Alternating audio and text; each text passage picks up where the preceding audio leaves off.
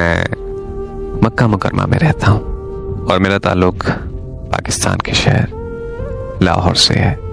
अपने वतन और घर बार छोड़कर परदेश में रहना कोई आम बात नहीं होती। वक्त को थोड़ा आसान बनाने के लिए हम सब दोस्त शाम को महफिल लगाया करते हैं और एक दूसरे से गपशप और हंसी मजाक करते हैं। हम सब दोस्तों में एक लड़का राशिद भट्टी है जो हमेशा खामोश रहता था।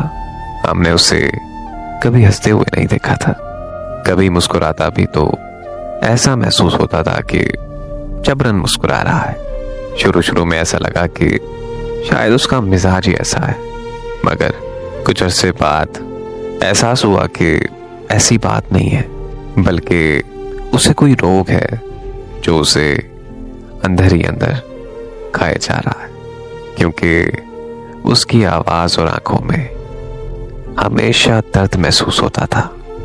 एक दिन मैं और राशिद अकेले बैठे हुए थे और मैंने उससे जिद कर ली कि मुझे बताए कि आखिर उसकी जिंदगी में ऐसा क्या हुआ है कि वो इतना खामोश रहता है।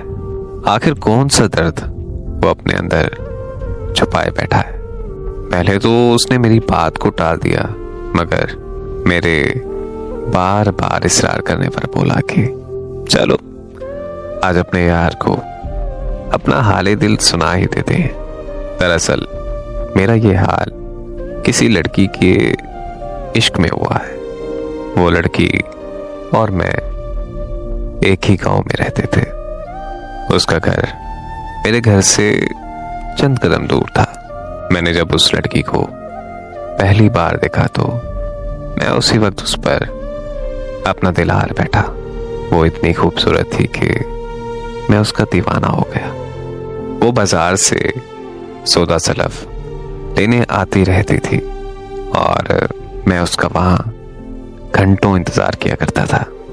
वो जब आती तो मैं बस उसे दूर खड़ा देखता रहता था, लेकिन मैंने कभी उससे अपनी मोहब्बत का इजहार नहीं किया था। मैंने कभी अपने दोस्त को भी अपने इश्क के बारे में नहीं बताया था, क्योंकि उसकी इज्जत मुझे खुद से ज्यादा अजीज थी। मेरी नीयत में कोई खोट नहीं था और ना ही मैं उसे कोई पाने की हवस में मुब्तला था। हाँ, अलबत्ता खलूस के साथ उसे अपनी बीवी बनाना चाहता था। उसके साथ जिंदगी गुजारने की तमन्ना जरूर थी, मगर अभी ना मेरी शादी की उम्र थी और ना ही उसकी। इसीलिए उसके घर रिश्ता भेजने का सवाल ही पैदा नहीं होता था।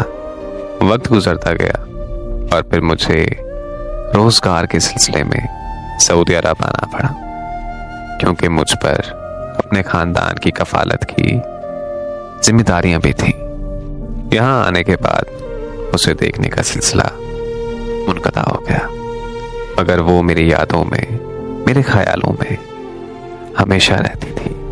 ऐसा कोई दिन नहीं गुजरा जब मैंने उसे याद ना किया हो या फिर खुदा से उसे पाने की दुआ ना की हो।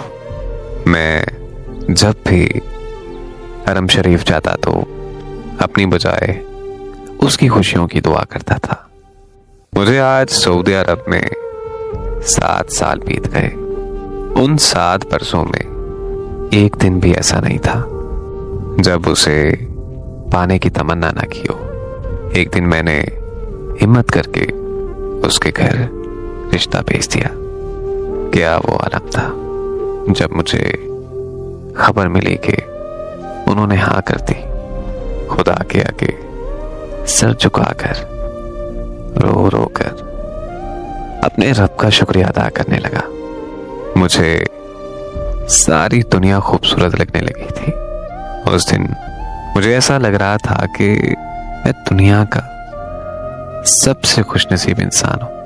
हमारी शादी के बाद उसे अपने साथ यहां लेकर आना चाहता था।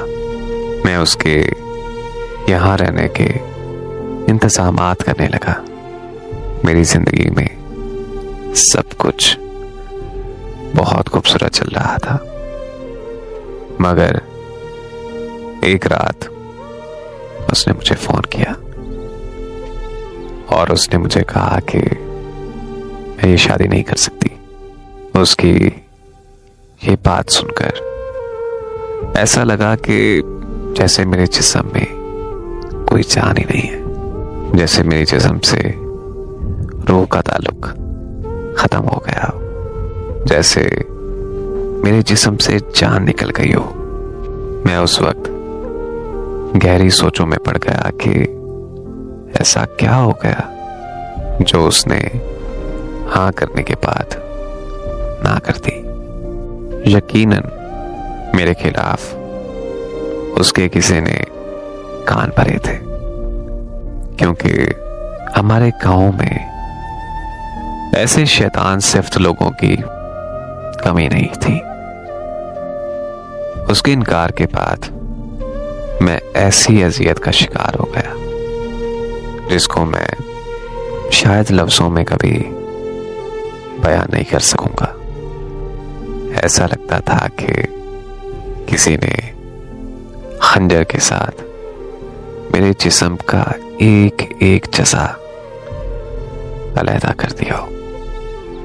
मुझे तो ये भी नहीं पता था कि मेरा कसूर क्या था, फिर भी मैं उससे माफी मांगता रहा और उसकी मिन्नतें करता रहा।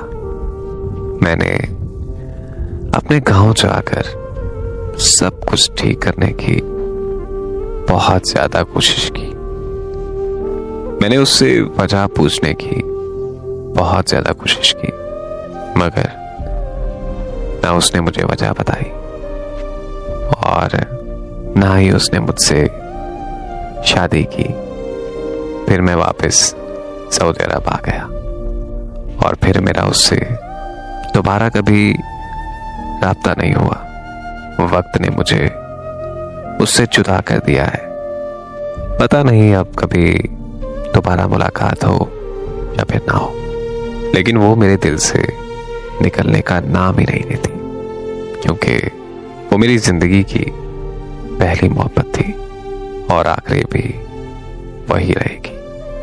ऐ दोस्त, मेरे चेहरे पर जो तुम्हें दर्द दिखाई देता है वो हिजर का रोग है, जो इंसान की आखिरी सांस तक उसका पीछा नहीं छोड़ता।